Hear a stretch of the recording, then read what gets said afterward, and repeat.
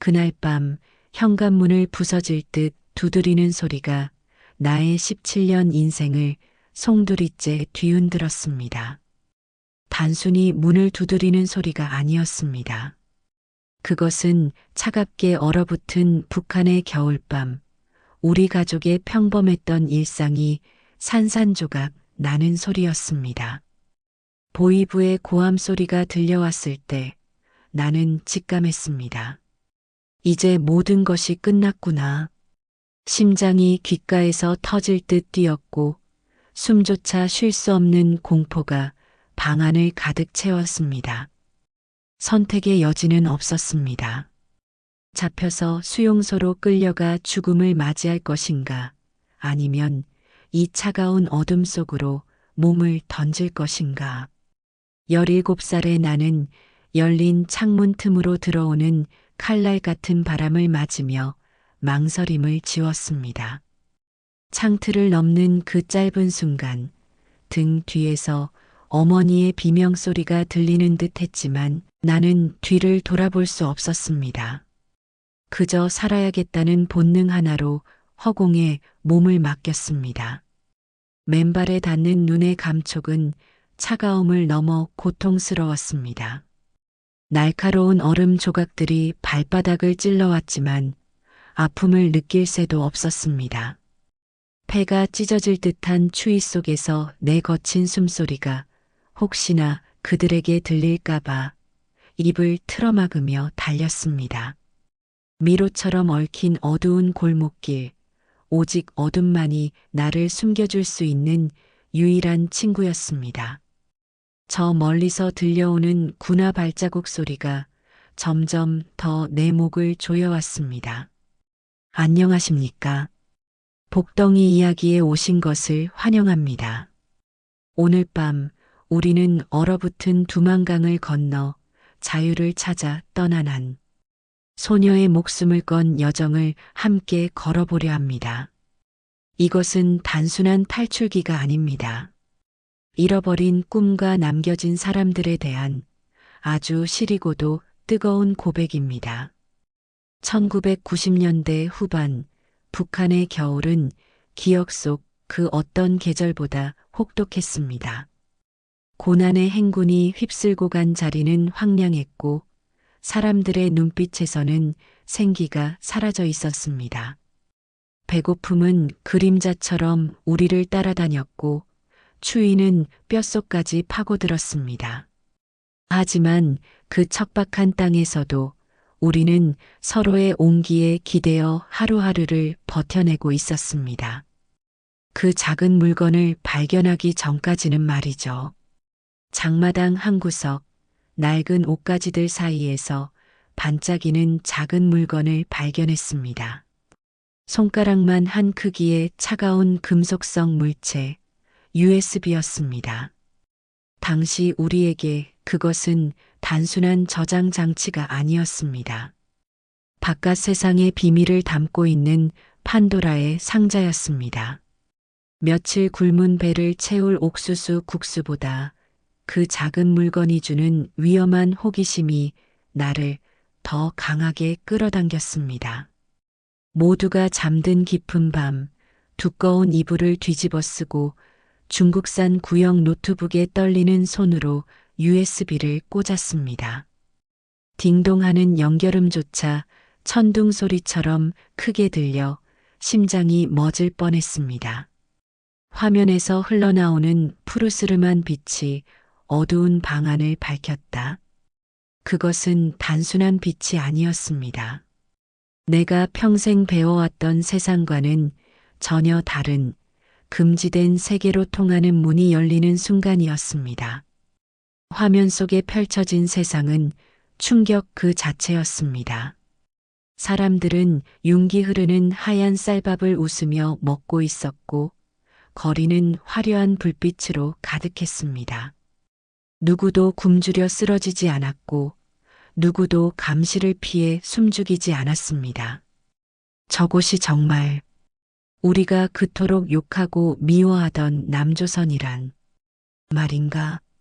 내가 알고 있던 모든 진실이 거짓일지도 모른다는 생각에 머릿속이 하얗게 변해버렸습니다. 노트북 불빛에 비친 내 얼굴 위로 뜨거운 눈물이 흘러내렸습니다. 그것은 단순한 부러움이 아니었습니다. 나를 속여온 세상에 대한 분노, 그리고 저 화면 속 사람들과 내가 무엇이 다르기에 이토록 다른 삶을 살아야 하는가에 대한 억울함이었습니다. 17살 소녀의 가슴 속에 설명할 수 없는 뜨거운 불덩이가 자리 잡기 시작했습니다.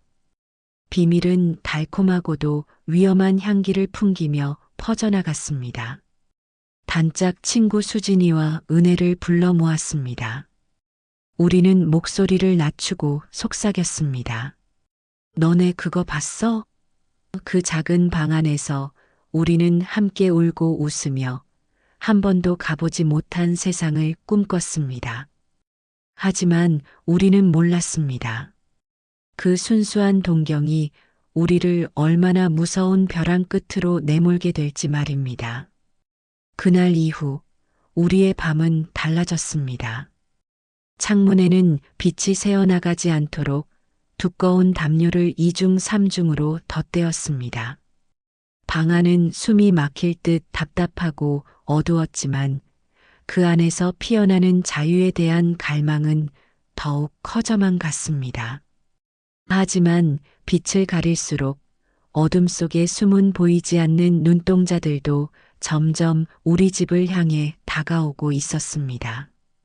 밖에서 들려오는 작은 발자국 소리에도 우리는 소스라치게 놀라 서로를 쳐다보았습니다. 바람이 문틀을 흔드는 소리가 마치 보이부원의 노크 소리처럼 들렸습니다. 즐거웠던 드라마 시청 시간은 점차 목숨을 건 도박판처럼 변해갔습니다. 누군가 듣고 있는 건 아닐까? 불안감은 독버섯처럼 피어나 우리 사이의 공기마저 무겁게 짓눌렀습니다. 거리에는 살벌한 문구가 적힌 포스터들이 나붙기 시작했습니다. 반동사상문화 배척법을 철저히 집행하자. 붉은 글씨들이 마치 나를 손가락질하며 소리치는 것 같았습니다. 남조선 드라마를 보는 것만으로도 공개 처형을 당할 수 있다는 소문이 흉흉하게 돌았습니다. 거리를 걸을 때마다 등 뒤에 식은땀이 흘렀고 모든 사람들이 나를 감시하는 것만 같았습니다. 어느 날부터인가 친구 은혜의 눈빛이 흔들리기 시작했습니다. 호기심으로 빛나던 눈동자는 이제 공포로 탁해져 있었습니다. 그녀는 나와 눈을 마주치기를 피했고 대화는 뚝뚝 끊겼습니다.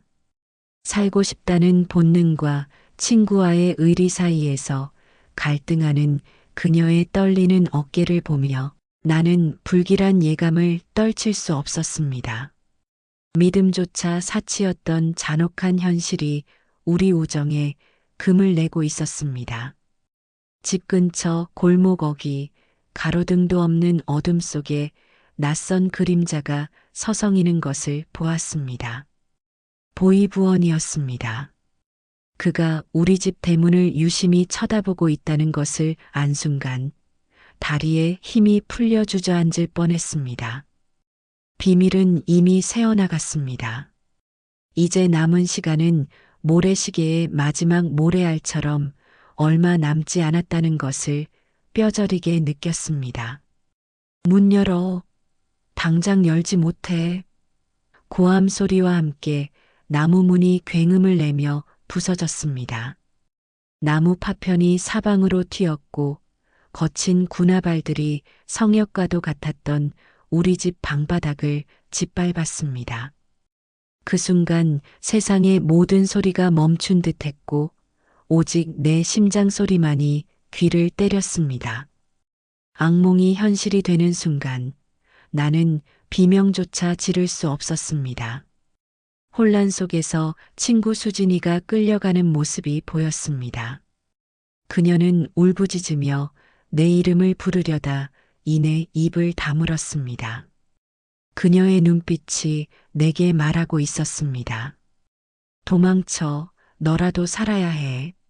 친구를 버리고 가야 한다는 죄책감이 가슴을 찢어 놓았지만 그 눈빛이 나를 밀어냈습니다. 그것이 내가 본 수진이의 마지막 모습이었습니다. 생존 본능이 이성을 지배했습니다. 나는 부엌 뒷문을 박차고 어둠 속으로 뛰쳐나갔습니다.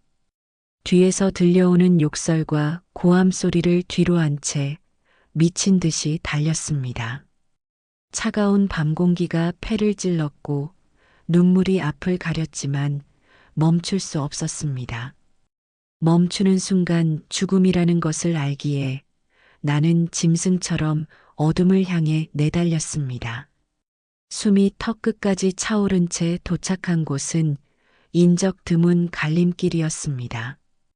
왼쪽은 산으로 이어지는 길, 오른쪽은 강으로 향하는 길. 산으로 가면 숨을 수는 있지만 얼어 죽을지도 모릅니다. 강으로 가면 국경을 넘을 수 있지만 총에 맞을 수도 있습니다. 17살 소녀가 감당하기엔 너무나 가혹한 운명의 갈림길. 나는 떨리는 다리를 이끌고 강 쪽으로 방향을 틀었습니다. 주머니 속에 손을 넣으니 차가운 감촉이 느껴졌습니다. 그 급박한 상황 속에서도 나는 그 문제의 USB를 챙겨 나왔던 것입니다. 내 인생을 망가뜨린 원흉이자 동시에 나에게 새로운 세상을 보여준 유일한 희망. 나는 주먹이 하얗게 질리도록 그것을 꽉 쥐었습니다. 이것만은 절대 뺏기지 않으리라. 이것은 내 잃어버린 친구들의 목숨값이다. 수소문 끝에 찾아간 브로커의 은신처는 곰팡이 냄새와 담배 연기로 가득 찬 지하방이었습니다. 날카로운 눈빛의 남자가 나를 위아래로 훑어보며 물었습니다. 돈은 가진 것이라곤 없었지만 나는 살려만 준다면 무슨 일이든 하겠다고 매달렸습니다. 그의 눈에 스친 탐욕과 연민 사이의 그 무엇, 그것이 나의 유일한 동아줄이었습니다. 드디어 마주한 두만강. 꽁꽁 얼어붙은 강 위로 창백한 달빛만이 비치고 있었습니다. 저 강만 건너면 중국, 다른 세상이었습니다. 강폭은 불과 수십 미터였지만 그 거리는 삶과 죽음의 거리만큼이나 멀게 느껴졌습니다. 정막 속에 흐르는 강물 소리 대신 내 심장 소리만이 귓가에 쾅쾅 울려 퍼졌습니다. 내 발자국만 밟고 따라와. 소리내면 죽는다. 브로커의 낮은 속삭임에 나는 고개를 끄덕였습니다. 우리는 유령처럼 소리 없이 얼음 위로 발을 내디뎠습니다. 한 걸음 한 걸음이 살얼음판이었습니다. 국경 경비대의 초소 불빛이 저 멀리서 깜빡일 때마다 온몸의 피가 얼어붙는 것 같았습니다. 찡 마이너스 발밑에서 얼음이 갈라지는 소리가 났습니다. 총소리보다 더 무서운 소리였습니다. 나는 그 자리에 얼어붙었습니다. 차가운 강물이 언제 나를 집어삼킬지 모르는 공포. 발을 뗄 수도 머물 수도 없는 그 찰나의 순간이 영원처럼 느껴졌습니다. 브로커가 재촉하는 손짓을 하지 않았다면 나는 아마 그 자리에서 얼음 조각이 되었을지도 모릅니다. 그때였습니다. 갑자기 대낮처럼 밝은 빛이 우리를 덮쳤습니다. 서치라이트였습니다. 엎드려. 브로커의 외침과 동시에 나는 얼음 바닥에 얼굴을 처박았습니다. 차가운 냉기가 뺨을 찔렀고 눈앞이 하얘졌습니다. 들켰다. 이제 죽는구나. 빗줄기가 내 머리 위를 훑고 지나가는 그 몇 초 동안 나는 생애 가장 긴 기도를 올렸습니다. 빛이 다른 곳으로 향하자마자 우리는 뛰기 시작했습니다. 숨소리를 죽이는 것 따위는 중요하지 않았습니다. 오직 반대편 강둑을 향해 미친 듯이 달렸습니다. 폐가 찢어질 것 같았고 다리는 감각이 없었지만 멈추면 죽는다는 생각 하나로 달리고 또 달렸습니다. 등 뒤에서 총성이 울렸는지 바람 소리였는지조차 기억나지 않습니다. 마침내 발끝에 흙의 감촉이 느껴졌습니다. 얼음이 아닌 거친 흙바닥. 강둑 위로 기어 올라가 덤불 속에 몸을 던졌습니다. 거친 숨을 몰아쉬며 올려다본 하늘은 북한에서 보던 것과 똑같았지만 나는 알고 있었습니다. 나는 살았다. 나는 지옥을 건너왔다. 안도감과 함께 다리에 힘이 풀려 그 자리에서 정신을 잃듯 쓰러졌습니다. 시간이 흘러 지금 나는 도쿄의 화려한 야경을 바라보고 있습니다. 꺼지지 않는 불빛들, 자유롭게 거리를 활보하는 사람들. 17살의 내가 노트북 화면 속에서 동경하던 그 세상 속에 내가 서 있습니다. 하지만 가끔 창밖을 볼 때면 저 화려한 불빛 너머로 그날 밤 두만강의 차가운 어둠이 겹쳐 보이곤 합니다. 따뜻한 물이 나오는 샤워기, 언제든 밥을 지어 먹을 수 있는 전기밥솥. 이 평범한 일상이 나에게는 매일매일 기적과도 같습니다. 하지만 따뜻한 밥 한 숟가락을 뜰 때마다 목이 메어옵니다. 이 밥을 함께 먹지 못하고 차가운 땅에 남겨진 수진이와 가족들. 생각에 나의 행복은 언제나 죄책감이라는 그림자를 동반합니다. 책상 서랍 깊숙한 곳에는 아직도 그 낡은 USB가 보관되어 있습니다. 이제는 작동조차 하지 않는 고철 덩어리지만 나는 이것을 버릴 수 없습니다. 이것은 내 잃어버린 고향이자 내가 치러야 했던 대가, 그리고 내가 살아남은 이유이기 때문입니다. 가끔 그것을 만지작거리며 다짐합니다. 너희들의 목까지 치열하게 살아가겠노라고. 자유는 공기와도 같습니다.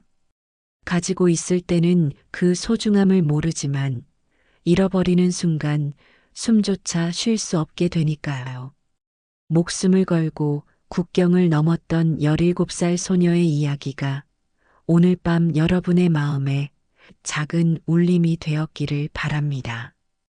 지금 여러분이 누리는 평범한 하루가 누군가에게는 목숨을 바쳐서라도 얻고 싶은 기적이라는 것을 기억해 주세요. 들어주셔서 감사합니다.